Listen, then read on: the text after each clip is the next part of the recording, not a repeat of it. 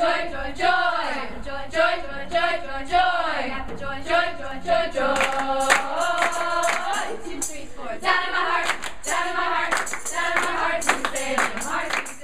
Mike and Norma Miller. I've been coaching at Messiah College for 28 years.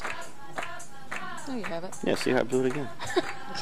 Keep editing. Okay. Keep it. Hi, my name's Mike Miller. Norma and I have been married for 28 years, and for the past 26 years we've been part of the women's basketball program. When I was first asked to do this at 24 years old, Norma and I both talked about it and prayed about it, and we said if I do it as an extra part of my teaching responsibilities, that needs to be a ministry to the women in the program.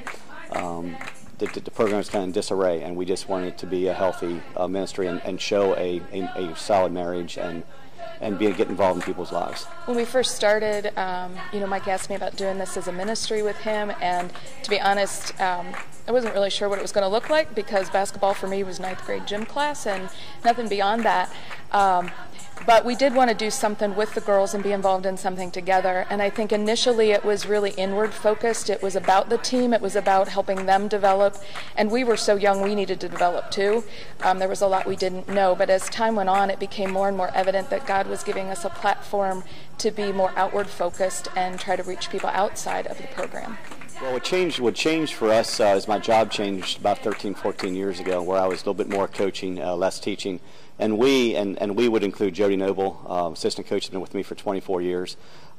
We decided that we need to just stop. We were doing the basketball thing. We need to stop and really, like, what do we want this program to look like, have a vision, have a mission. We had time to actually think about it. And that's when it really started to change, when we actually really went to an outward focus, like how can we have the mission of developing young women towards Christ in all aspects of their lives, and at the same time advancing the kingdom through basketball, and moving into more of a joint double mission, if you will.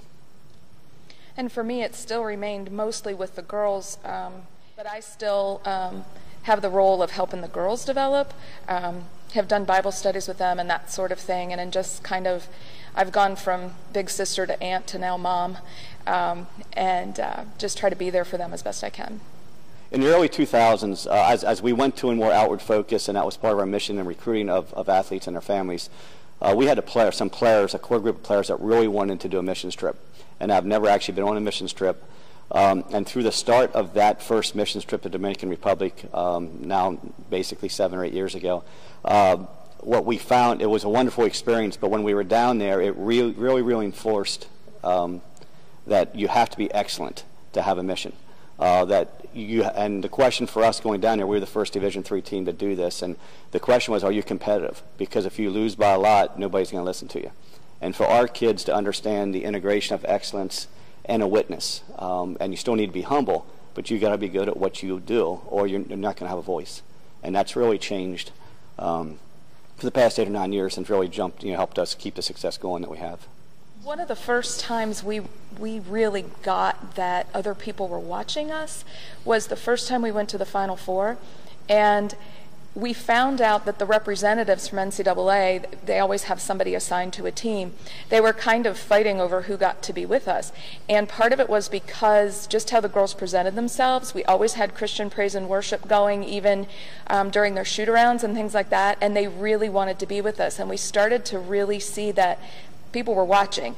Just in the past 2 weeks, just at our home games, we've had high school teams in, we've had elementary schools in our locker room, we've had mothers give for their child's birthday is to spend a day in the locker room with the team and have that, and that was their birthday present. And we just are constantly been given more and more opportunities to get involved in people's lives, both locally and abroad. About 12 years into the program, I actually was talking to Sherry Hess, who played at Messiah at one point, and it became really evident that we needed to do a prayer time. It was when Healing Prayer Ministry first started at the church, and Mike and I and Jody and another assistant and 2 alums of the program actually met with Pastor Ken, had a prayer time to get rid of some of the junk that had been happening in the program, and it was really at that point things just started to take off for the program. It's all integrated. We have to be true to who we are, and we have to show families that this is an investment and there's value in being a part of us, where it would be cheaper to get other places because of scholarships and things like that. So what we do is we end up with very committed families because they're investing and they want the big picture, not just wins. And so keeping that forward and trying to maintain that is really, really important. Come to Messiah College for a women's home game, and you're going to see in the front row in the blue bleachers a reserve sign with a cross on. And if that's everybody's picture, that would be Christ sitting there. How would you play? How would you act in an official's call? How would you act if you knew Jesus Christ was sitting right there? So that's a very visible reminder to them. Again, it's not about perfection, it's about direction. But at the same point, people are watching. So it's a very tenuous thing in balance. Yeah, last year in the first round of the NCAA playoffs, we played a very strong and talented team, Western Connecticut, up in New Jersey. And, and they played better than us and they beat us and they deserved to win. And unbeknownst to me, we always asked teams to pray afterwards, and they joined in on that. And they were really touched by what the prayer was, and our athletes actually prayed for them, but they prayed for them and prayed for their continued success and health and team bonding. And I did not know this, and I'm discouraged with the loss. And as I get down in the locker room, and I realize nobody's in my locker room. And Western Connecticut actually invited our players into their locker room to pray for their team for injuries and things like that, which is just unheard of. You just don't go in somebody else's locker room. So then the coaches for Western Connecticut came out in the hallway and said, "Your team's in here," and we were in there and listening to our players interact with their players and pray for them. And this is a state school, and those coaches took a chance. Again, it was just unbelievable, and that's going to last a very long time for the women in our program. As an example of what we're all about. The support of people from our small group. I'm sorry. Thank you. Yeah, the church. The church has been unbelievably supportive. When we first started, it seemed like mission was inside the church, and frankly Mike just doesn't have time a lot of times because the season is so busy, and it's not just he shows up and coaches. There's a lot of other aspects, and if I'm going to be a part of that, that means I'm along for that ride as well, and the time is limited.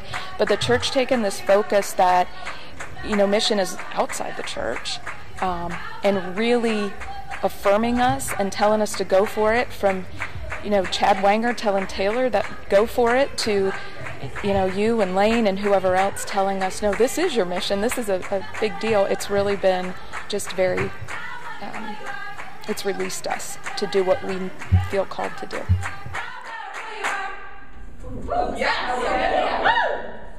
Philippians 2:2-3. Fulfill my joy by thinking the same way, having the same love, sharing the same feelings, focusing on one goal. Do nothing out of rivalry or conceit, but in humility consider others as more important than yourselves. All team on 3. 1, 2, 3. All team! I got it. Let's go, Messiah! I can't.